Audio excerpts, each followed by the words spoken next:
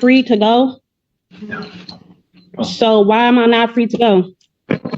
If she just said she got a bond. Pardon? Why am I not free to go? Why do I gotta serve time when I'm not even?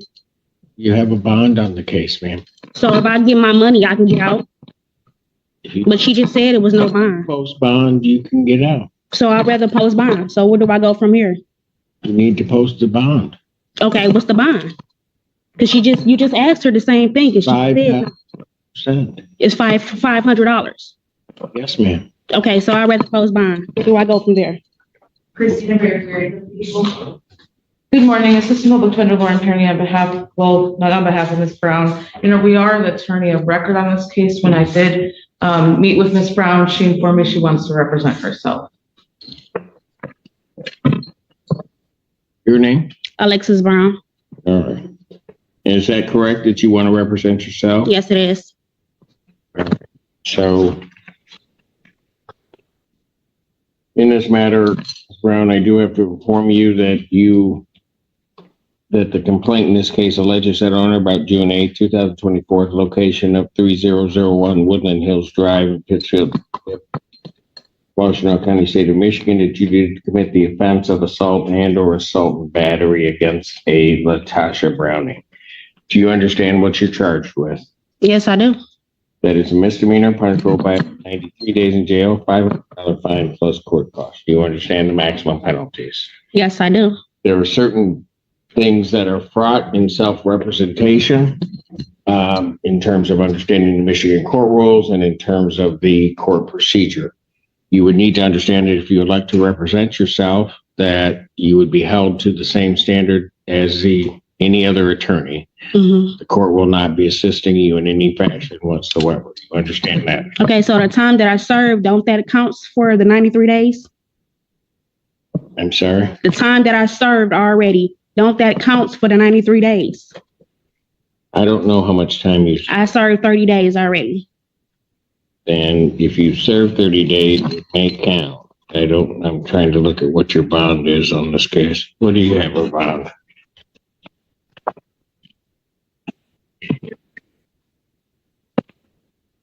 And then no contact with the victim's loan. And the monetary amount? 5,000, 10%, then it should count. Yes, ma'am. And so I have a question. So when I was arrested, I wasn't actually told my rights. So ain't that against the law that you wasn't heard your rights when you arrested me? Well, not you, but the officer. I cannot. You can't do nothing about it right now? All right, I just want to state that. I can't answer that. I just want to state it. All right. Okay. Stated. It's on record, right? So. Okay. What do you want this set for, ma'am? Your Honor, we have no offer at this time. Do you want it set for a trial, ma'am? Sure, I guess. I guess. You want a jury trial or a non-jury trial? It doesn't really matter. Well, you've got to make a decision, ma'am. If it got to go to trial, then it got to go to trial. Okay. Do you want a jury trial or a non-jury trial? It doesn't matter. You have to make a decision, ma'am. It could have a jury. Fine. That's fine with me. Jury final settlement conference in this matter will be set for 17th, 2025 at 9 a.m. Jury selection in this matter, October 20th, 2025 at 8:30. Both of those proceedings are in person.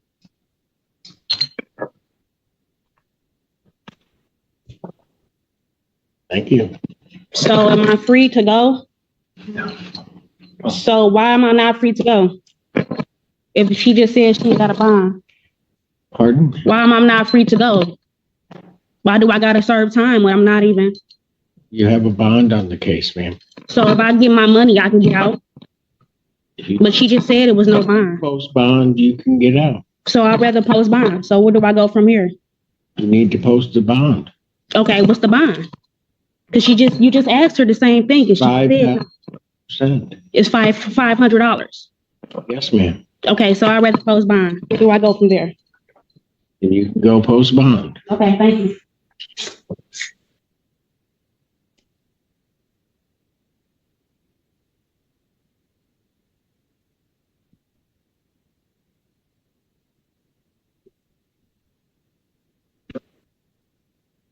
It's your fault, parenting.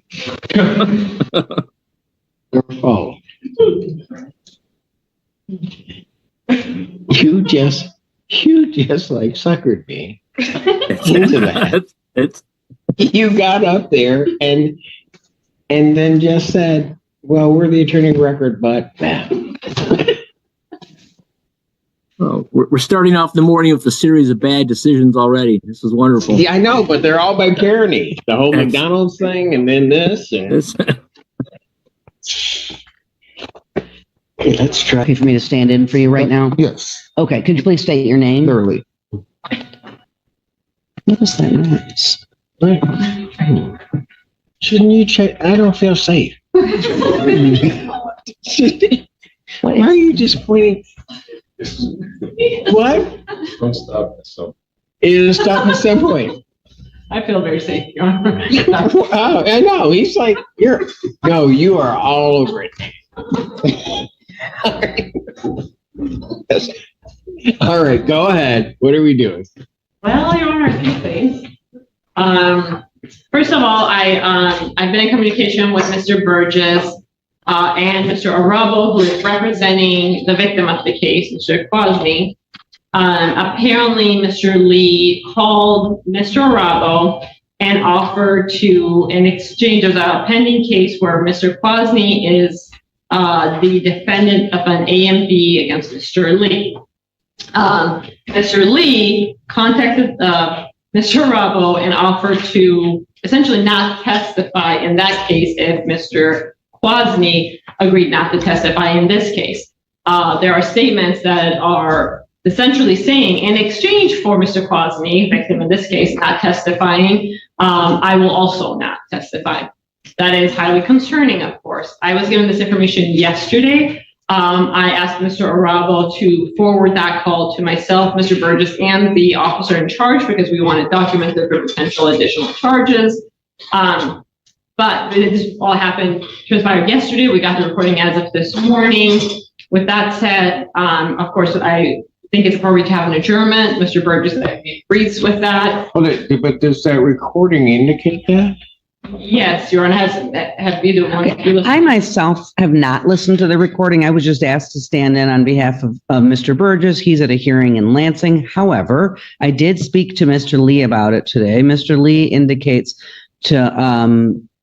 some of the content of the conversation to me. He also indicated, just FYI, that he himself reported it. But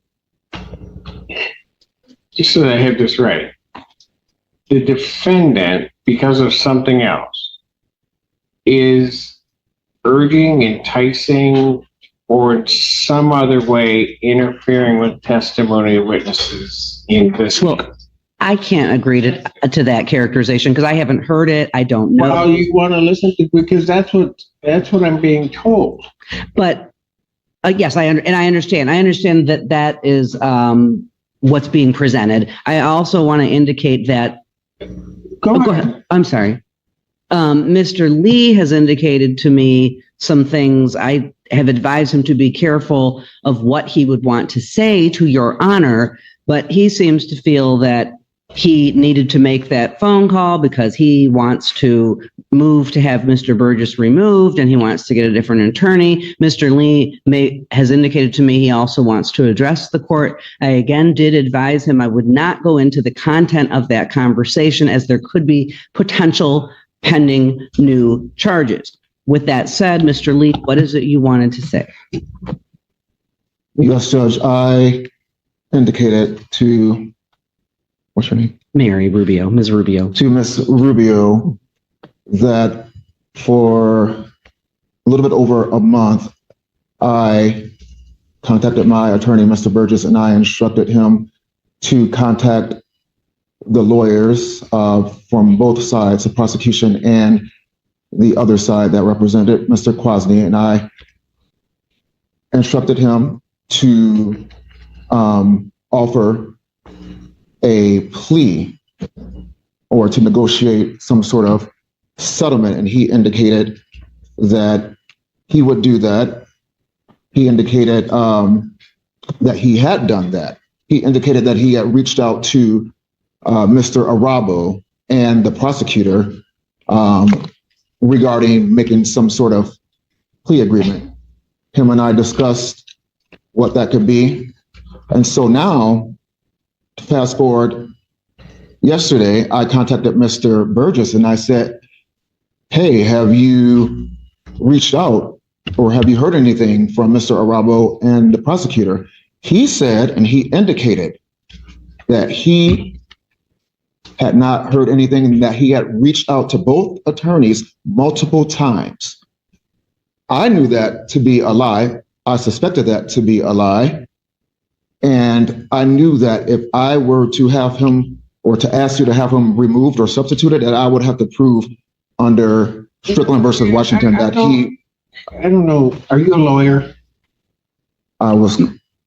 Mr. Lee, no. To my knowledge, no. So I knew that I had to prove that he was ineffective. I knew that I had to prove that our breakdown was egregious. So I recorded the call myself, and I called Mr. Arabo and I asked if Mr. Burgess reached out and discussed any sort of plea negotiations.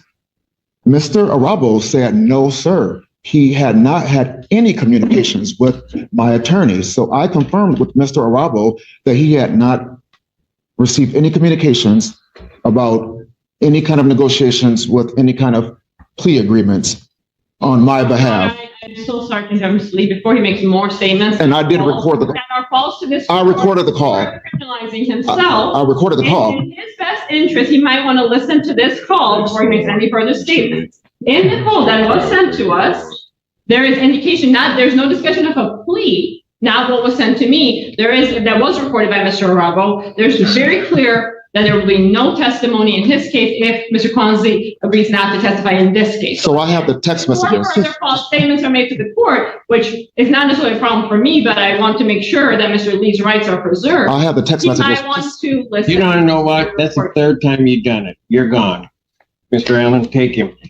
You better get Mr. Burgess down here because I want to hear those calls because if he's interfered with it, that's going to be a whole other issue. I will try to reach him, but I know he is in Lansing, so I'm not certain. Well, even if he appears, has Mr. Burgess heard the calls? I don't know, Your Honor. They were sent this morning. I asked Mr. Arabo to send them right away yesterday, and we received them this morning. Mr. Arabo can also be available via Zoom if necessary.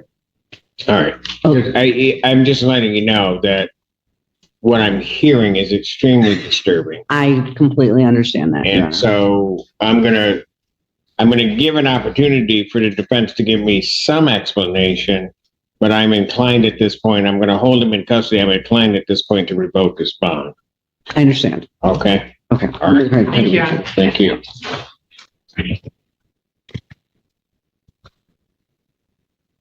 No. This one. That's the letter. So just hold down. It's between these two.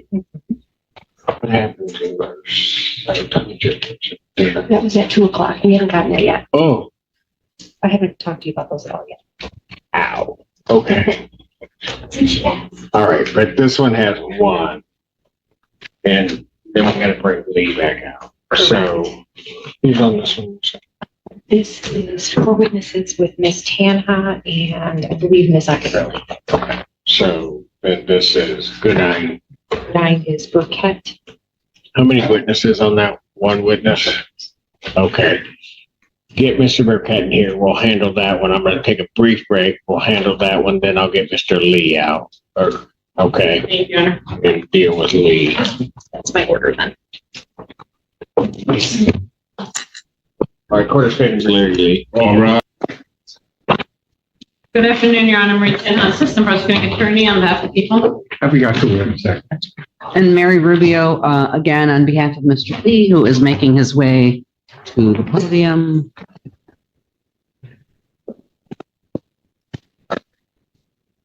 There's additional counsel that is on Zoom.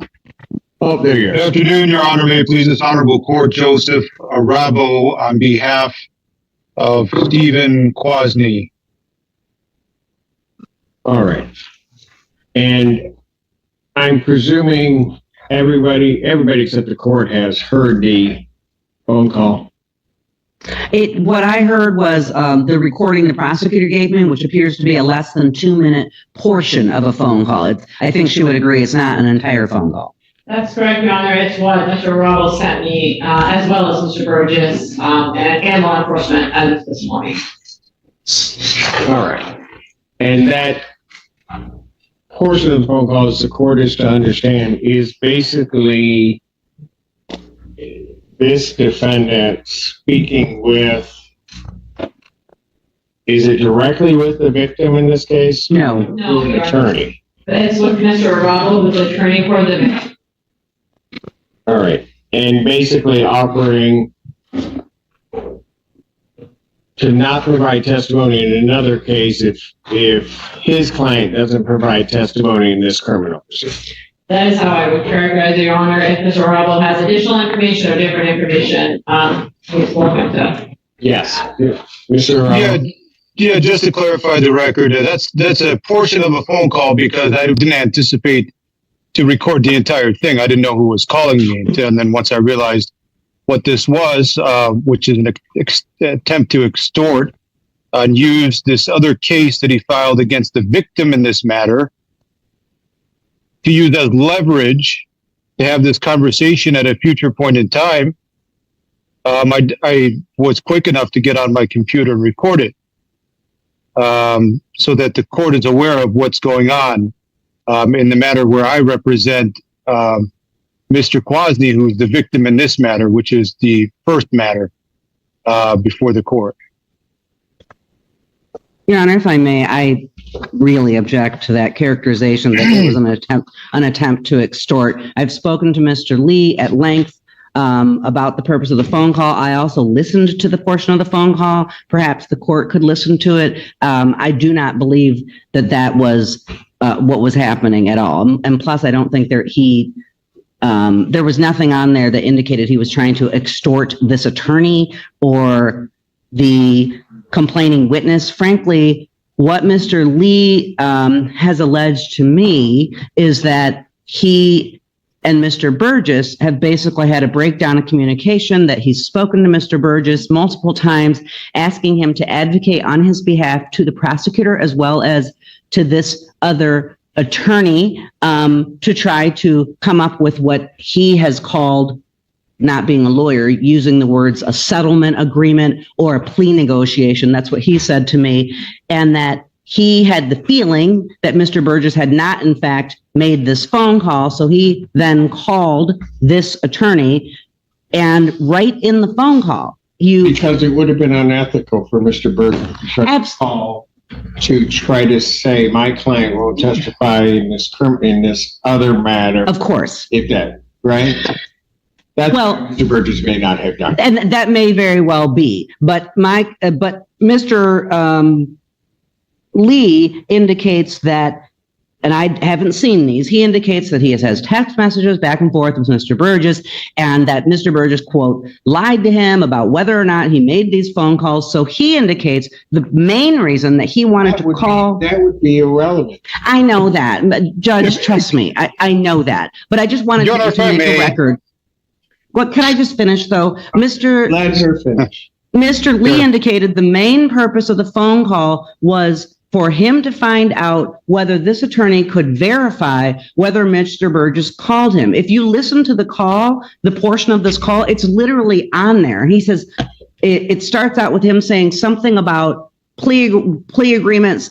The call, it's interrupted. And I believe because counsel didn't realize he was going to need to record this. But anyway, it starts out with him, Mr. Lee, saying something about plea agreement, settlement agreement. Did Mr. Burgess call you to try to, see if I wouldn't testify and then your client wouldn't testify? Yes, he says that. But then he goes on to say, because my lawyer said he called you, and then this attorney confirms what Mr. Lee was trying to find out. And this attorney says, no. You see how easy it was to reach me. I didn't talk to anybody named Burgess. That's what he says. So I'm just indicating that Mr. Lee states that was the main purpose of his call because he claims he wanted to come in here today and tell Your Honor that he did not want to have Mr. Burgess represent him anymore because he feels Mr. Burgess is lying to him. I'm just representing to you what Mr. Lee has told me. Your Honor, if I may. I'd like to say something. Thank you. Mr. Arabo, it's my turn. One moment. Your Honor. Because apparently that's how it works in this courtroom. Tana says it's her turn, so it's her turn. Go ahead, Miss Tana. Mr. Arabo had some trouble with the That's only because she's there and I'm not. Your Honor, I don't really, quite frankly, care what's going on with the client relationship with Mr. Burgess, or claim Mr. Arabo is making about extortion. That's not something that people are going to get involved in at this stage. What I'm concerned about is there is a clear difference between a plea negotiation and two witnesses not testifying. One of them being Mr. Lee, the other one being Mr. Crosby, not testifying in exchange for something. And I agree that the court should just listen to the call rather than us going around calling it different things. What's clear to me is that there is an offer to not testify in exchange for Mr. Crosby not testifying in this case before this court. That is what I'm hearing on that call. That is what's concerning to people, and that's what may bring future charges. We're in an early stages. This needs to go to law enforcement. It has gone to law enforcement now, and we can follow up. Mr. Arabo. Your Honor, as you know, I'm a defense attorney. I think Ms. Rubio is really grasping at straws here to try to help her client. But here's what it is. It's not a plea. We heard her say plea. A plea means a reduction to something other than what is being charged with, not a dismissal, which is clearly being indicated in this. Second, what's happened here is you could see clearly there has been a subsequent case filed. I don't know how this slipped between the cracks because in over 10 years of practicing, I've never seen something like this where a victim turns into a defendant. What? During a pending case. Never seen anything like this. So Mr. Lee has done this intentionally so that he can one day use it as leverage to contact me or have somebody else contact me or whoever is representing Mr. Kwasny so that he could use it as a negotiation tactic. And what he's engaged in is third-party communication to get through to Mr. Kwasny in violation of his bond. That's number one. He's got a no contact order. Second, this is witness tampering. You don't want to call it extortion. Let's find something else. It is witness tampering. He's trying to tamper with Mr. Kwasny using the leverage that he created. And I don't know how the prosecutor's office allowed this to happen. Somebody wasn't monitoring things properly, but this is what's happened. First ever time I've ever seen anything like this. And it needs to be handled. It needs to be handled. It's going to be handled. Okay. Can we listen to the call? Everybody listened to it already. Can somebody send it to Ms. Weidling and I will then be more than happy to listen, or if there's an easier way for me to do it, I'll do it. Let's take the defendant back and or listen to the call. I can give my decision. You have to go back. To you. We'll handle that coming back out. So.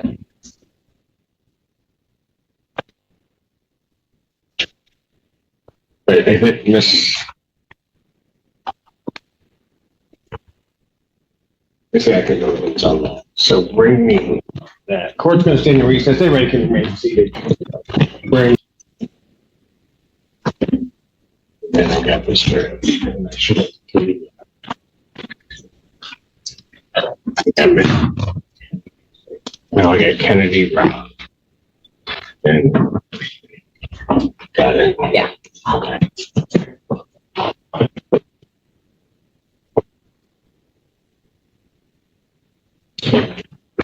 Court does recall the case of the People's State of Michigan versus Larry Lee. Good afternoon, Your Honor. Marie Tanhouse, Assistant Prosecuting Attorney on behalf of the people. And Mary Rubio on behalf of Mr. Lee, who is approaching. Did you name this? Okay. The issue is in this case that, first of all, we're adjourning the hearing. I believe we are. That was what I thought we were doing in the beginning. Well, it's got to stay before me. So, I know Mr. Burgess is already going to be here on July 1st. I just wanted to put that out there. Yes, but I'm not on the, Oh, I'm on the bench, but I'm not doing these. okay. So. Set his preliminary examination July to defendant's request, so my next date is July 22nd, 2025, and that's another 12 p.m. start, because God, I love that. All right. With reference to bond in this case, I've listened to the recording. I'm not going to say there's an over-exaggeration or an under-exaggeration. I mean, I think it's relatively clear when somebody very clearly points out an exchange or quid pro quo regarding me not testifying and this other person not testifying, and that is the exchange. I don't know that you get a clearer indication of somebody that is attempting, and especially when they circumvent their attorney, of somebody trying to sort of tamper with and obstruct a case. It couldn't be clearer. I mean, and quite frankly, I don't think there's any design to necessarily frost it over or anything along those lines. I think the idea or what Mr. Lee is saying about what Mr. Burgess wouldn't do is quite frankly just a ruse to hide his own desire to have the exchange that he was speaking with counsel about. Given that, and the court having heard that, with reference to this case, the defendant's bond is hereby ordered revoked based upon the court's hearing of that bond violation. Your Honor, can I just raise two issues? Before all of this happened, Mr. Lee expressed to me and attempted to express to the court his, as I'm sure the court has gleaned, his displeasure with Mr. Burgess. So I do think given some of Mr. Lee's allegations against Mr. Burgess, it may be best if someone else is appointed to the case. I know he doesn't want Mr. Burgess. And that's fine. I don't know whether or not he doesn't want Mr. Burgess or not, because I think, as I'm indicating, I think that notion of Mr. Burgess not doing something and then his checking is simply a ruse for him to try to get the message that I want this quid pro quo, this exchange.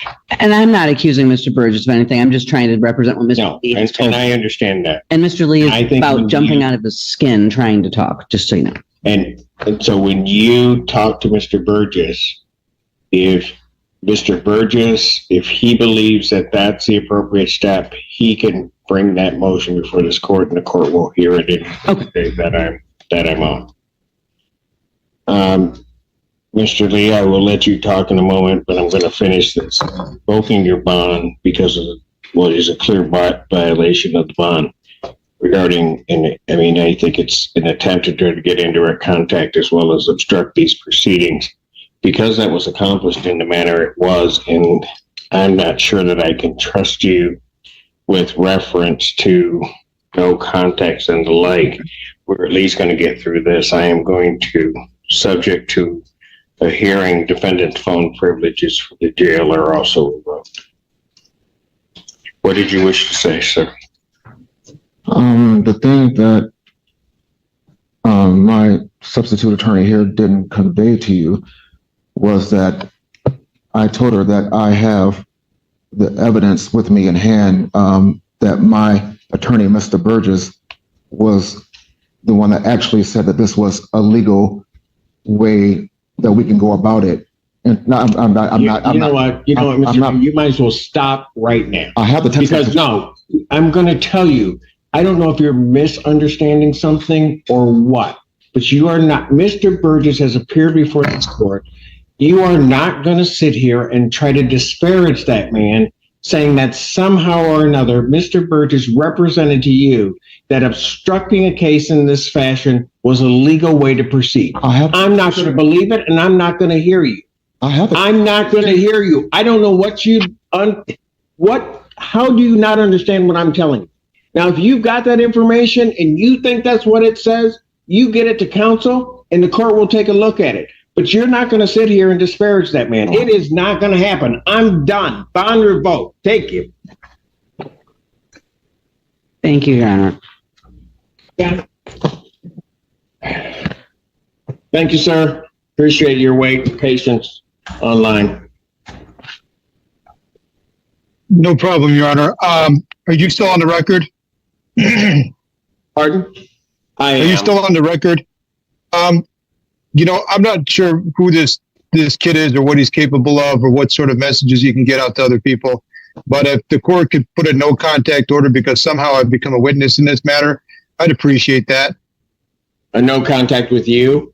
Yep. I don't want to be contacted by any third parties. I want out of this thing and I want to be done with it.